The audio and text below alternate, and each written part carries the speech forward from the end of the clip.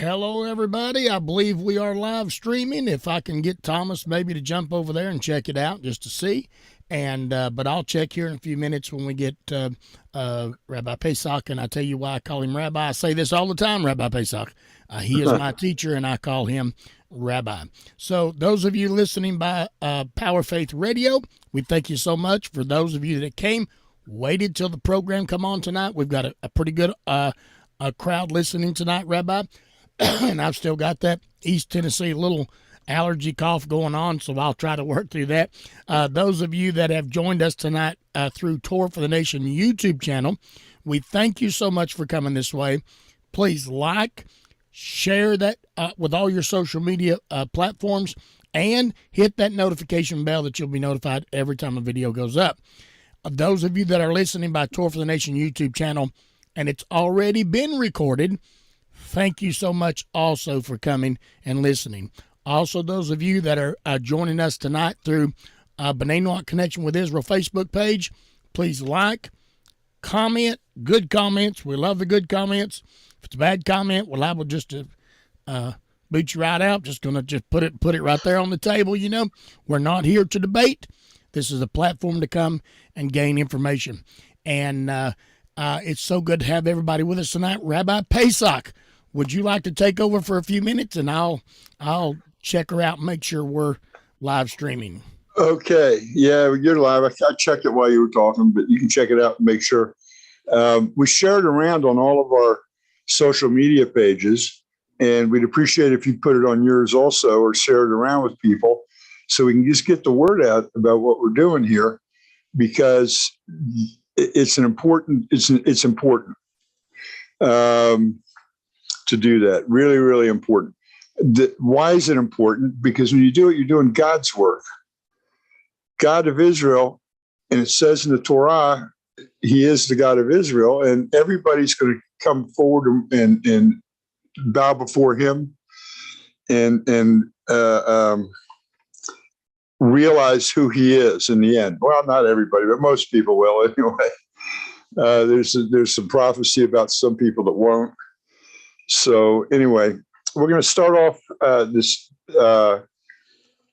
today's program that we're doing this to the memory of Barbara Ruth Dickman. We're holding her up, and she should have what we call an aliyah before God. It should bring her closer to the presence of God where she is today. She is the wife of one of our good friends, and this is her third anniversary of her death. And we just want to make sure that we're doing this and dedicating this whole study to her memory, so that she will be lifted up in front of God. And just to make a quick comment here, that everything we do, we're supposed to put holiness into it, connection with God into it, including remembering our loved ones. And when we do something special, every time we study, every time we pray, if we do it in that person's name, then it helps them in their, when we go over to the next level of life, and that's what it is, people are there present with Abraham and with Moshe and with all the other great leaders that have connections with the God of Israel. And this just, we're drawing attention that someone has left us, that we were vouching for that person. We're holding up closer to God, and it helps them where they are. Now, to get into all the little details of how that's done spiritually and everything, I don't understand exactly. I call everything, but I do know it does it. It's a very important part. It also helps you when you remember a loved one. That connection, when you remember that anniversary of that person's death, if you remember that person's birthday even, it brings them up and adds holiness to what they're doing right now, wherever they are with God. So it's important we do that. And you know what? It doesn't make any difference what religion a person practiced while they were here on earth. The point is that we all go to the same place as long as you're a good and proper person. When people get there, and it is the belief of the Jewish sages and our righteous people, that everybody has one more chance, period. When you cross over the line, you're where you say, oh, wait a minute, where is this place? I didn't learn about this. Well, okay, so you didn't. But God is not a punishing God. He's a loving God. We're all his children, every single one of us. So there's always that one more chance. And I just figure, I mean, you know, everybody always asks me, well, you think Mother Teresa's not going to be with God? That's, of course she is. She was a wonderful, good person. Your mom was, your dad was, your wife, your children, anybody that you think about, okay, maybe they didn't quite get to the connection here in this life, but when you get to the next life and you wake up, it's like getting out of bed in the morning and you're in some royal mansion or something. How did I get here? Well, because God loves you and he's going to do that for you, but you can't intentionally deny him. He doesn't quite sit well with him, but you still get another chance. Always get another chance. Yeah.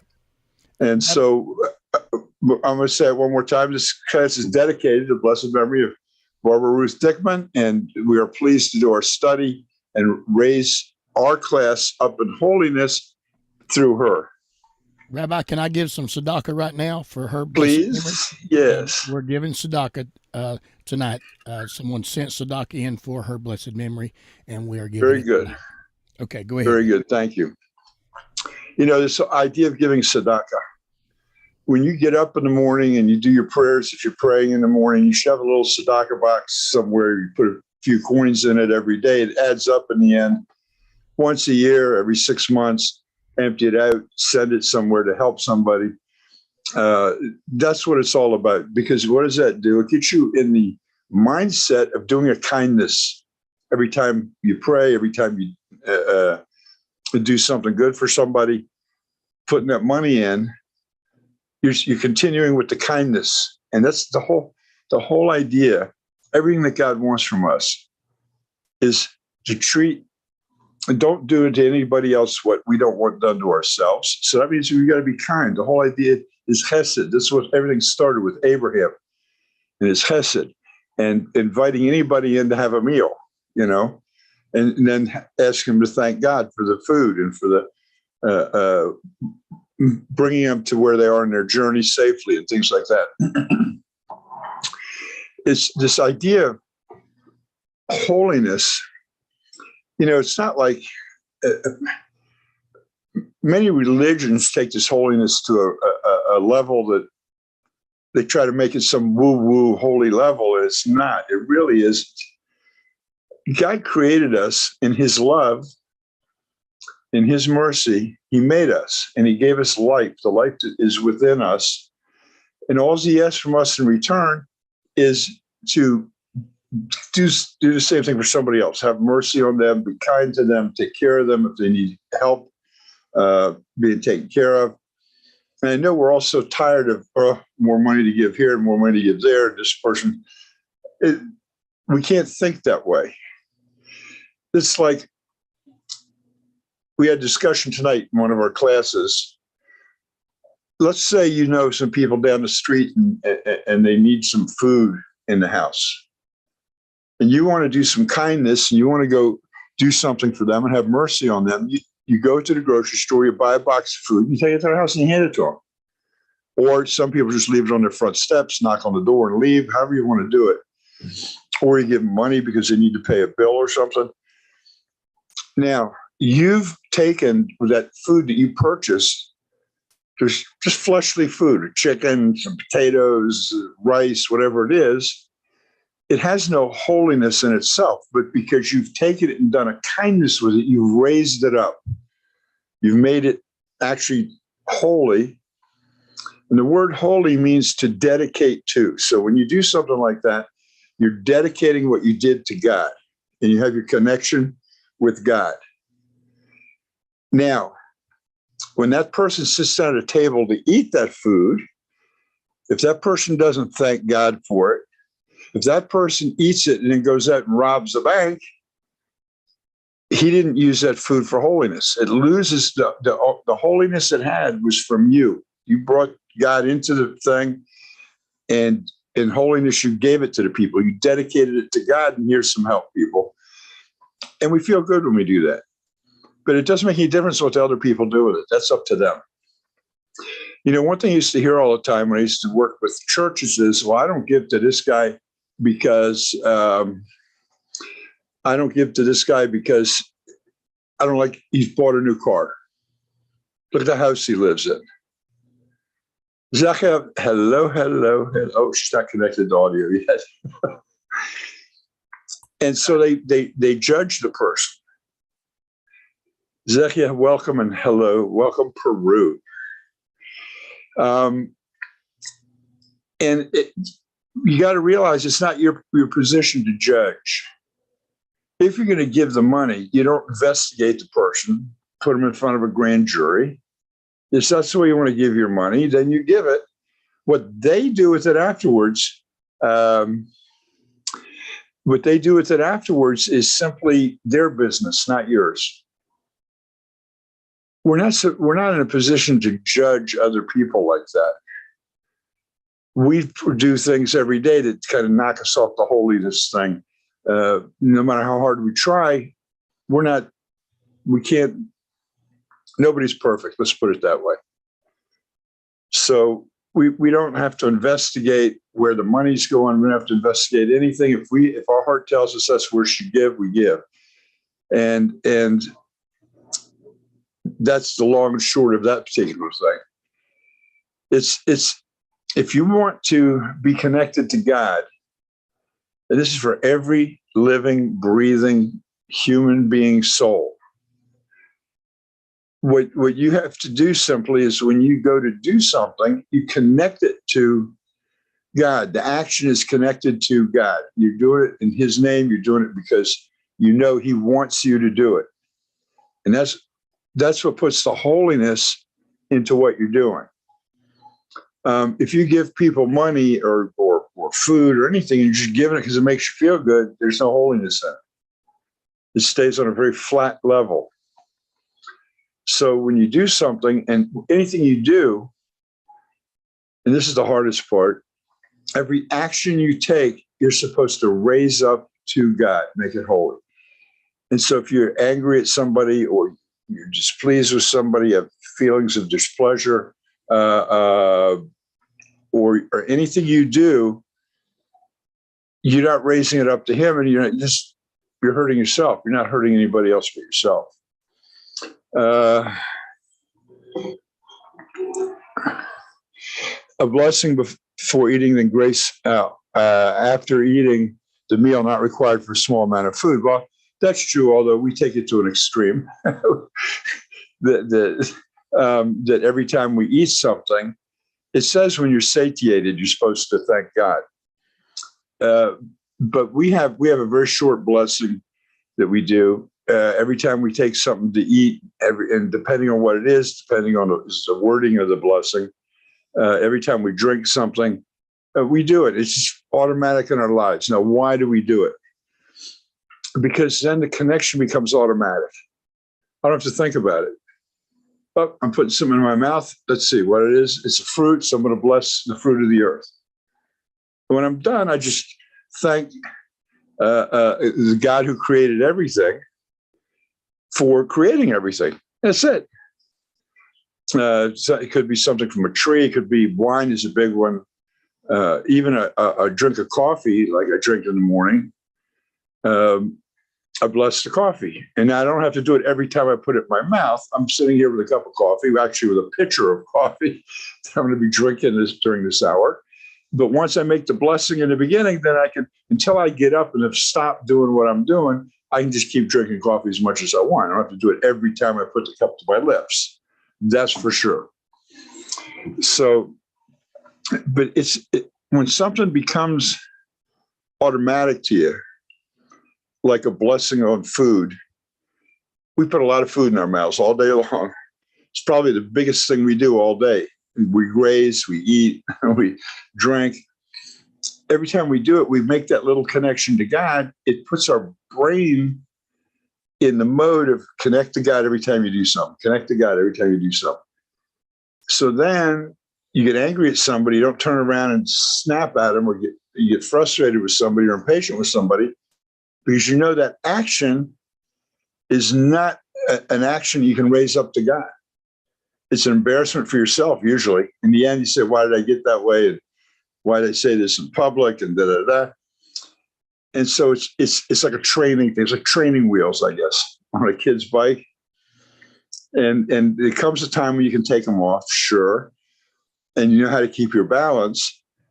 But still, all through our lives, we do these blessings to help us stay connected, so that when we fall, we don't end up disconnected. In other words, we don't end up cursing. We don't end up doing all the other stuff. It's a training thing. So it's not something God only says in the Bible. He says, okay, you can thank me for the food. That's part of the training period. But he does specifically state when you eat and when you are satiated, when you're full, thank me. Why is that so specific? Each and every one of us knows we're on the way home from work. We're hungry. We want to eat. We get in the house. Oh, thank God, I got some food. You eat, and then what's after that? You don't thank him for. You don't even think about thanking him. You got what you wanted. You know, so it puts your mind in gear to go back and thank him again after you have no need anymore. When we're in need, we all pray to God. And we all ask him to help us out. But the point is thanking him afterwards. I have this little silly thing I do. I started years and years and years ago, maybe 20 years ago. I was late for a doctor's appointment, and I forgot to bring any change with me. And the only place to park was full parking meters. That was back in the day of parking meters, before we had our cell phones and our little parking apps. And I pull in and I realize, well, I can't park here because I don't have any money. And I know that in front of the doctor's office, there's 2 parking spaces without parking meters. So I sat there for a minute and said, okay, God, I can't go all the way home and then be on time for my appointment. I'm going to go around the block. Please have a place without a parking meter that I can pull into. And as I came around the block and I'm starting to come up for the doctor's office again, this guy comes out of the doctor's office, hops in his car, drives away, and leaves me a parking space right there without a meter. And as soon as I parked the car, I thanked him. Now, I didn't have a whole lot of thoughts in my head about it. Why? But every time that happens to me for a parking space, I thank him. You know how hard it is to park in some places nowadays. And in Israel, it is really tough. When people come here to drive cars, they say, wait a minute, this guy blocked me in. This guy's up on the sidewalk. We just don't have any room to park in the cities, even in the small towns. So every time I go somewhere, I ask them that there be a parking space. And what I do is I drive right up in front of where I'm going. And you know what? 90% of the time, somebody pulls out of a parking space. Now, to me, this is just an amazing thing. How often does that happen? But 90% of the time, a parking space opens up really close to where I need to go, so I have to walk 3 miles or something, or even 2, or even a half a mile. So I continue thanking him all the time. I said, hey, it worked the first time. It looks like it's continuing to work. And people would ask me for rides places. He says, I know you're going to have a good parking space up front. They said, I don't know how, but I know you're going to have a good parking space. Can I have a ride with you? and it's pretty funny. And it sounds like it's silly, but it works. And sometimes I'll be coming up to a place and I'll be a half a block away or something. I see a parking space, I'll pull in. Don't you know it? When I walk up to the front door, there's a parking space.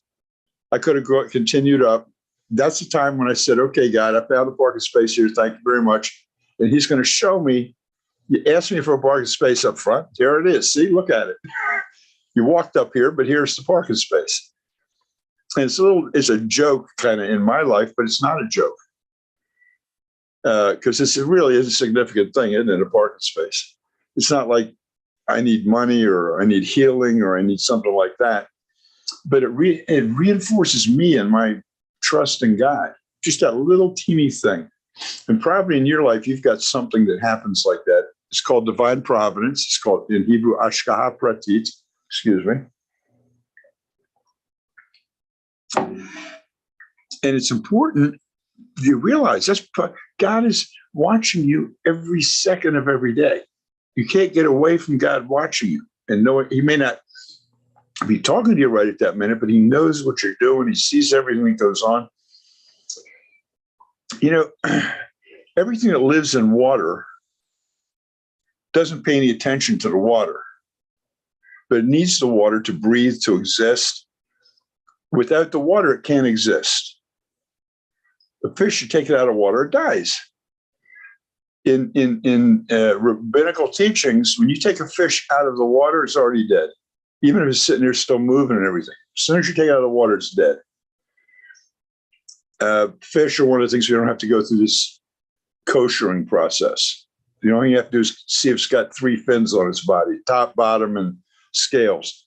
If it's got that, then it's considered a kosher fish. If it has a body like a catfish or an eel or something like that, those are bottom dwellers. Those are things that keep the place clean. They're not kosher to eat. They're the garbage trucks for God to keep the water clean and keep everything going.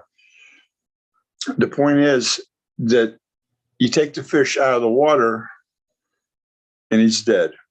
Well, I'm using this as like we can't explain exactly how God does it, but we know He does it. He surrounds us. We're immersed in Him. We're a part of Him. And so He's with us all the time. David says it, I don't know how many times in the Psalms. Solomon said it. Many others said it. The prophets said it. David says, even if I go down into Sheol and I get buried in the ground, as long as I'm alive, no matter how far wherever I am, God, you're with me. You're right next to me. All I have to do is reach out. There you are. I don't have to feel like you've gone away from me, because you can't get away from God. You can think He doesn't exist. You can think all the other things, but you cannot get away from the God that calls Himself the God of Israel. The other gods are made up gods, so I don't know. Everybody has their own beliefs about that. But the Creator of all things, He's the one that is, we can't get away from Him. I know some people would like to, maybe, I don't know. But it just, He's there, like, I don't know how to explain it. He's just there. He's there. He's with us now, right now, with every one of us. He sees what we're doing. He understands what we're talking about. And without Him, we wouldn't exist. He keeps our heart beating. He keeps our blood circulating. He makes us hungry. He, in the fleshly sense. The only thing we can do is shut Him out of our minds and not think about it, or claim He doesn't exist. We have the power to do that because He gave it to us. And when someone expresses their opinion to me, and it may be 180 degrees what I think about a certain subject or something, but I don't even care. Why? I think about God. God allows us to think whatever we want, and He doesn't punish us. We can accept Him, we can reject Him, we can call Him names, we can make all kinds of figurines and say we're worshiping it because we're worshiping Him. He tells us what to do, but if we do something different, He doesn't stop us. Only you as an individual, only me as myself can stop myself. I can't stop anybody else. And when people complain to me about this person, or this preacher's preaching this, or whatever, okay, well, that's what he wants to do. That's his business. It's between him and God. It's not between me and him, or even you and him. It just doesn't. It just doesn't work that way because God is merciful. Can you imagine? Just think. Let's take this scenario for a minute. How you doing, Fred? Take this scenario for a minute. You, I don't know. You punch somebody in the nose. And God says, oh, you can't do that to one of my children. And he punishes you in some way. You know, gives you a smack, makes you feel whatever. He punishes you in such a way that even other people see that you're punished. We just read about Nadav and Avihu. They were so zealous about God that they brought strange fire before him, thinking, look, here, God, we're going to show you how much we love you. And he said, I didn't ask for that. And you can't do that in my Holy of Holies. And they died on the spot. They were struck down by, everybody saw they were struck down by God, with God's fire coming down from heaven and entering their nostrils and killing them. It was a punishment, but it wasn't a punishment. Those guys were so excited about being the first assistant holy priests of the temple of God's holy place, that they were celebrating and they were enjoying, and they were telling God how much they love him. But what they did was the one thing you can't do, and not in the Holy of Holies anyway. They decided to do what they wanted to do and not what God wanted to do. So we read about them every year. Well, let's say that somebody, I don't know, they turned the wrong way down a one-way street, and fire came down from heaven and poof, killed the guy. Everybody that saw it was saying to themselves, whoa, wait a minute. I'm not going to do anything like that in my life anymore. Go the wrong way down a one-way street. And everybody in the whole world stops going down the wrong way down one-way streets. What has happened? God takes away your free choice to do what you want to do. He takes away your decision-making ability. He's made you, in that particular instance, a puppet. Now, if God had wanted to create us like that, he would have. We'd all be little robots, all be thinking the same thing, all be doing the same thing, all be, there wouldn't be idolatry in the world. There wouldn't be any of that stuff. God doesn't want creatures like that. He created us in his image, which means he gave us two things.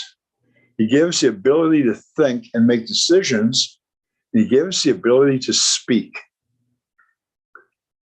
Now, what's the big deal about speaking? Most of the time we get impatient. Somebody's talking. Why do I have to listen to this person again, or whatever, or your parents or whatever?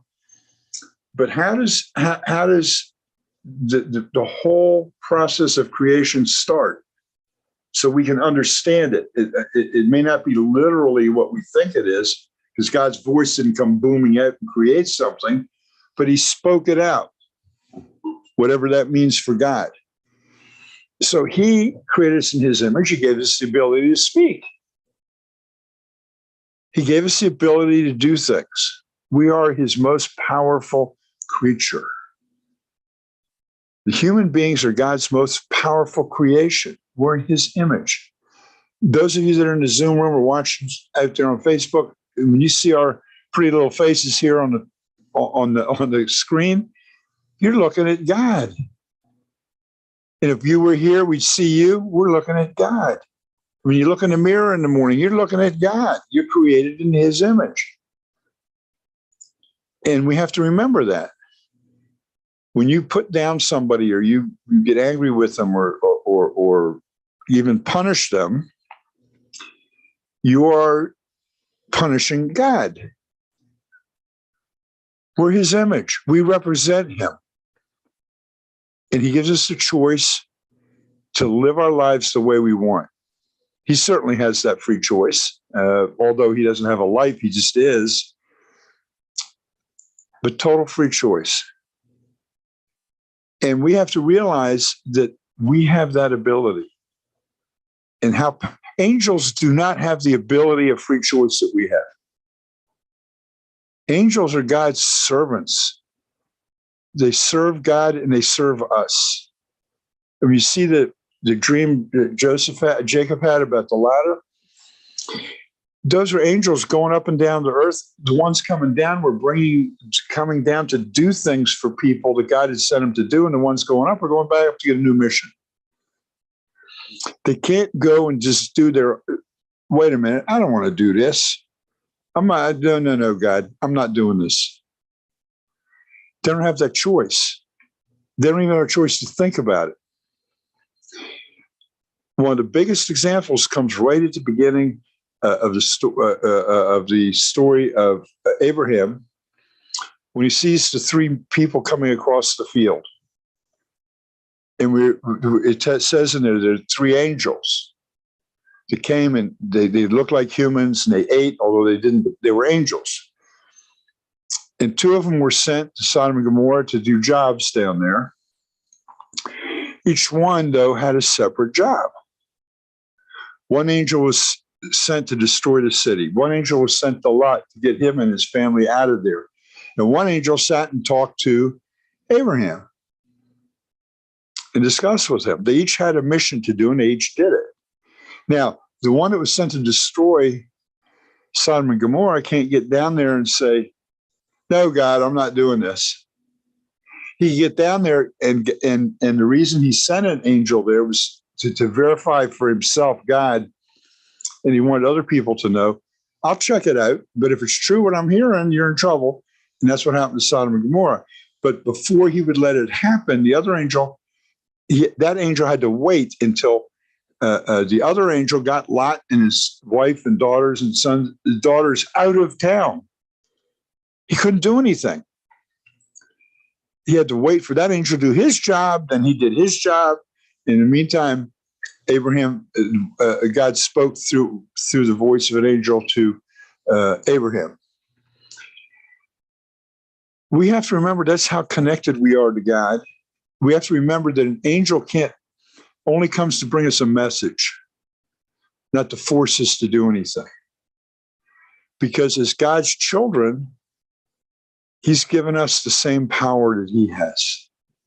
Now, he's even given us eternal life. He's eternal. We're part of him. We're eternal also. Maybe these fleshly bodies aren't eternal, but we are. Each and every one of you is eternal, but you have the choice to remain eternal or not be eternal. Now, what does this mean? When there's like a red line in the sand when the Mashiach comes. People have a lot of free choice till the Mashiach comes. When the Mashiach gets here during the millennial time, he's going to teach us a lot of things. Prayer, the third temple is going to be there. They're going to teach us exact. We won't have to do the prayer 3 times a day. Us Jews, we don't have to run to our little places of worship every day, because that's what the Kohanim and the Levites did in the temple for us. That was their job. We would learn from them, but we didn't. Can you imagine back in those days when there were no cars and no internet, no watches? And God says, okay, at 3:15, you got to be in the congregation to pray. Or at 4:15 or 6 in the morning or whatever it is. So that the only reason we're doing it now is to keep the tradition alive. And it also gives us a chance to do the sacrifices through our mouths so we have repentance. The repentance is really important. Confessing what you do before God. You shouldn't be afraid of it, because he will forgive you if you confess you don't have to go confess to some rabbi or confess to your next door neighbor. You confess before God, but he knows the intention you're doing it for. He knows why you're doing it. If it's just to pacify somebody, and he knows that. Even back in the day when the temple was around, if somebody sacrificed a bull and it was just a show thing, I'm going to show you, everybody, look what a good guy I am. I sacrificed a bull. He knows the intention you do it because he's right there with you while you're doing it. People don't realize that particular fact. You are a very important creation to God. You're his sons, you're his daughters. We all are. And in that respect, we're all related together. Now, we know that there's all these different sections of humanity, but humanity as a whole is all related together. How did I get on this subject? What was I talking about?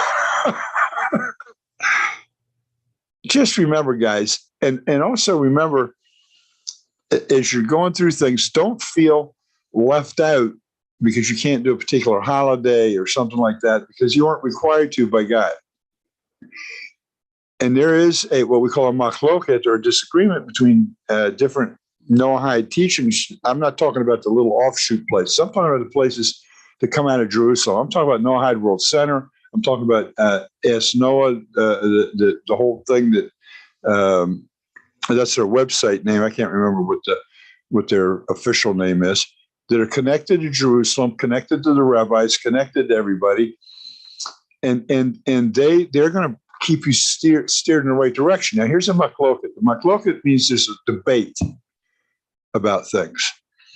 Here's a debate. Can a Jew keep Sabbath or not?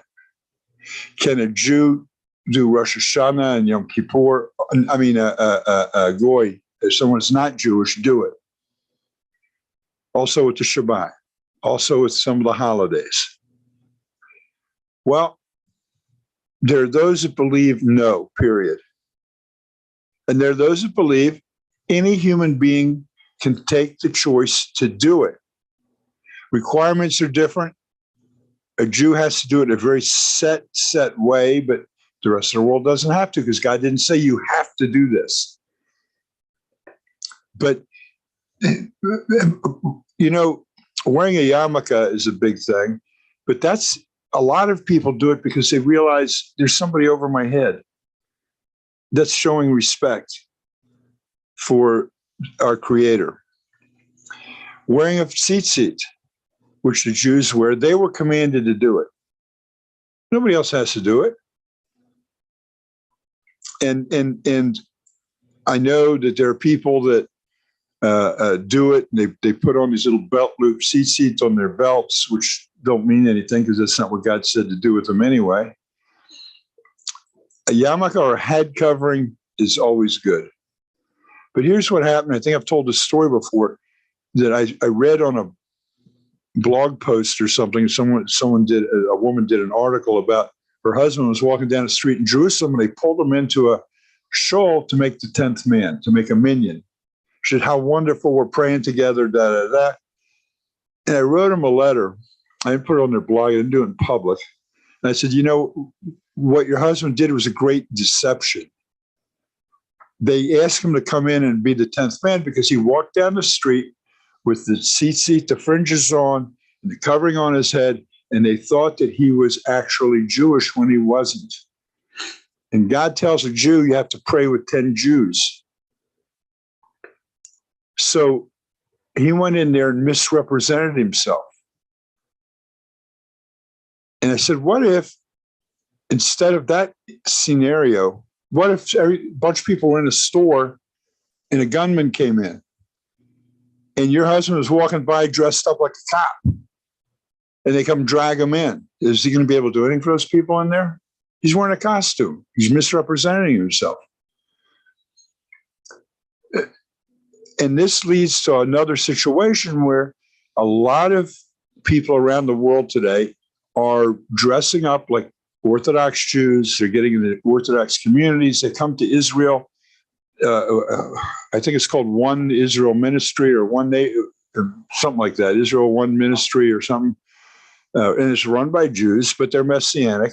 And they're coming here, and it's quite open. They're coming here to convince all the Jews to believe in Jesus.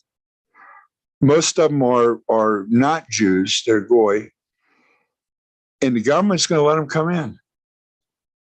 There's a lot of people in Israel are very upset about that. They're misrepresenting who they are. I just had to get that off my chest. How's that? One Israel Ministry, I think it's called. It's been around for a long time. It's huge. They got millions of dollars. They spend money. They even were able to, they do things undercover, like spies. They sneak around and do stuff. They don't represent themselves as who they are, and they set up other organizations, and they steal people's souls away from God. Enough said on that. Some of you have been through this. Some of you even here that are listening to you tonight have been through this whole thing about the messianic thing and the completed Jew. And look, we got Jews here. They're completed. They got the whole thing. That's all a bunch of BS, folks. Read the real deal. And I shouldn't be saying that. Scotty, we got any questions? I do have something I want to digress you on, pull you back a little bit on when you was talking about Aaron's two sons. Yeah. Does that you mentioned that their desire, their passion was good, but their act was bad. Exactly. Now, do we find sometimes, and I'm choosing my words wisely here. I try to do that all the time because I never want to be offensive. But do you find sometimes that people may do that, and this is how? First of all, we'll do it this way. This is how false religions get started. Somebody has maybe a good passion, but yet they're not doing it the way that the Creator designed it to be done. Absolutely. That's why we have religions in the first place. If you look carefully, anything called a religion has a one man behind it. They created it. It wasn't created by God. Otherwise, it would say, on the sixth day, I created the Messiah, and I did this and I did that. People being a Noahide, being Jewish, means you're out of religion. So there's no religion here at all. You're just connecting to the Creator of all things. Religion is a belief system that some man put together. Now, unfortunately, over the last 3 millennia, the Jewish scholars, in order not to offend Christians, because don't forget, I know nobody out there is a part of what happened, but the Christians spent a lot of years killing people into believing in their Christ. They forced people to do it. Now, God doesn't force you to believe in it, but the Christians force people. The Muslims force people. The Incas used to force people. The Mayans used to force people. If you didn't believe, you're dead. Anything that's involved in that stuff is simply they're religions, and they're created by man. I mean, how can there be 47,000 different sects of Christianity? Would God go to 47,000 different men and say, "Hey, come on, that church across the street, they're going to hell, but we're okay. We're going to heaven"? I mean, how silly is that? God didn't create us to cause us problems. It's just one of those things, and it's hard for people to understand, but we had to start conforming our way of speaking and teaching so that we wouldn't be killed every time we turned around, the Jews. So we started using that, okay, we're religion too. Make you feel better? None of you guys are in religion anymore. You're just walking with God, your Creator. You're doing what He wants you to do. That's living. That's being a part of the real deal of what God wanted in the first place. Do we see anywhere that He tells Adam and Eve, okay, now let's start a religion about me? You don't see that. He says, yeah, I'm your Creator. I created you. I want you to be happy. I want you to have a good life, da, da, da, and on from there. So remember, you're not in a religion, and you don't have to defend to anybody, and you'll never, it's going to be pretty hard to convince anybody because each one of you woke up in your own way. God reached out to you through a channel you picked up on and walked away from religion and came to be with God. God didn't say, wait a minute, stop being in that religion, come to this religion and worship me. You walked into a truth. He's the creator. It's his world. It's his universe. It's his everything, and I'm a part of it. And he created me in his image, just like when a couple has children, they're created in the image of their parents also, and also in the image of God. It's an important thing to always keep our thoughts on that, Scotty. We always got to remember that. And people, they get overzealous. Exactly. These kids got excited. I call them kids. They were in their 30s, I guess. Can you imagine? You're there in God's presence. You can feel it. When you walk, you feel the power of God in the earth because he's that close. And he says to Moses, okay, make their dad first high priest. Actually, the second, because Moses was for about a week. Make him high priest and make the priesthood hereditary. Wow. Can you imagine getting that news? Your dad is the high priest and it's hereditary. I get it next. God and his love starts in this. You just want to go do for God because he's raised you up. And they got out of control. Right in the middle of all this, if you remember, there's a part that God tells don't come into the Holy of Holies when you had a drink. So people think, well, maybe because God doesn't just waste words, maybe they were celebrating a little, got a little bit rambunctious. It could have been. But they didn't do anything to they weren't denigrating God. They weren't doing anything thinking of doing something wrong before God. They wanted to please him. They were trying to please God. So it's really, really important to remember that. Sometimes we go a little overboard. We want to please God too. And I used to teach in churches a lot because they would ask me to come talk about Israel and talk about the holidays and talk about stuff. And I can remember going to services, and every year I would go back to this. I was like a traveling preacher, going from the same congregation to congregation every year, twice a year. I had this little route that I took. I drove, got up to be at 7,000 miles in a month, going from one place to another, like a traveling preacher. And you'd see when you walk into some of the churches, you see the same people doing the same thing, throwing themselves on the ground, beating their head on the floor. Oh, I'm worthless. I'm no good. And please forgive me. And year after year, the same people, the same thing they're saying, not getting any better. And they're telling God, you created something worthless. God doesn't create something worthless. There ain't one life on this earth that's worthless.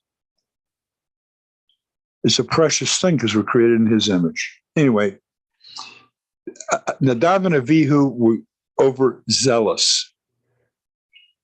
And they overstepped the bounds of what was permitted in the place they were going into, which was the Holy of Holies, where the Ark and the Covenant was, and the spice, and everything else.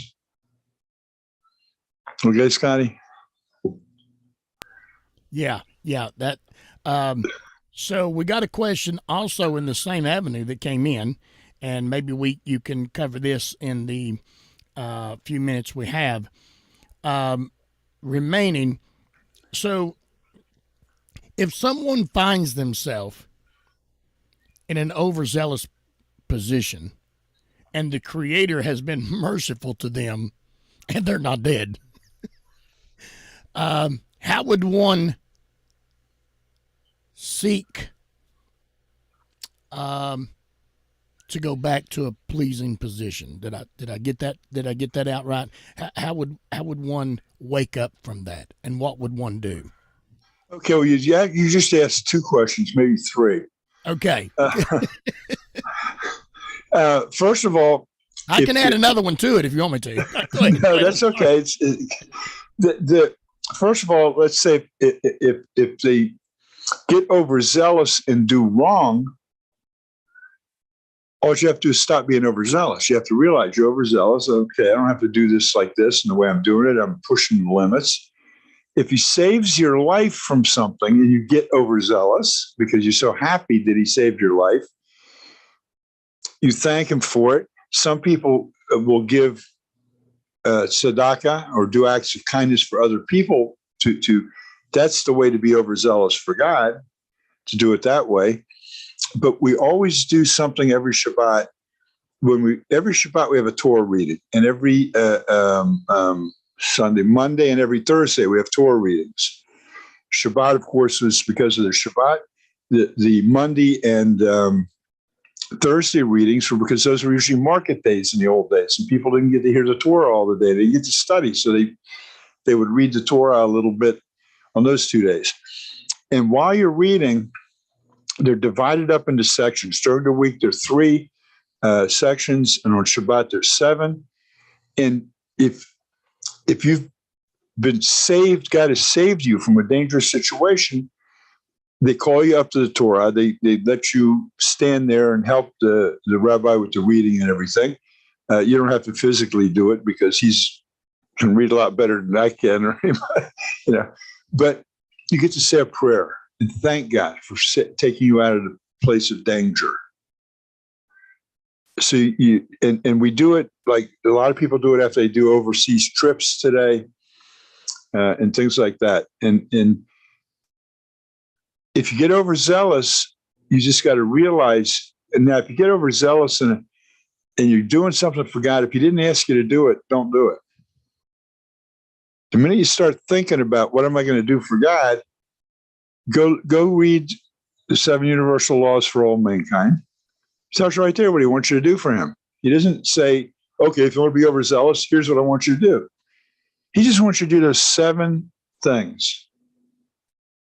7 universal laws for all mankind, which include every living, breathing soul. It doesn't make any difference if you're born in the line of Israel through the DNA of Jacob or not. It doesn't make any difference. We're all the same. And so He just says, just do what I ask you to do. Thank you very much. And that as far as you just do what I ask you to do, you're good with me. That's what God says. He doesn't ask you to get down on your knees. He doesn't ask you to throw yourself on the ground. He doesn't ask you to yell and scream. He doesn't ask you to he asks you to be a decent son or daughter to Him. And by doing that, you're supposed to just respect everybody else.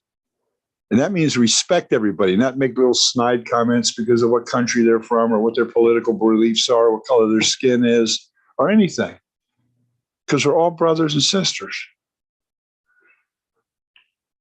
Now, I know we do it, even the Jews. We have the Ashkenazi Jews, Sephardi Jews, the Yemenite Jews, the Moroccan Jews.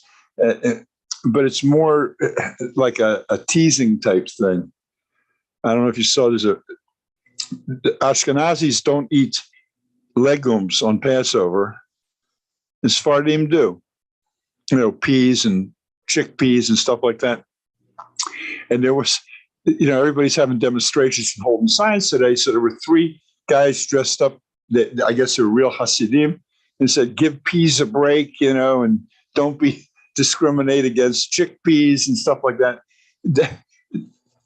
We make a joke out of it, but it doesn't separate us. Some people like for Shabbat to have sweet wine.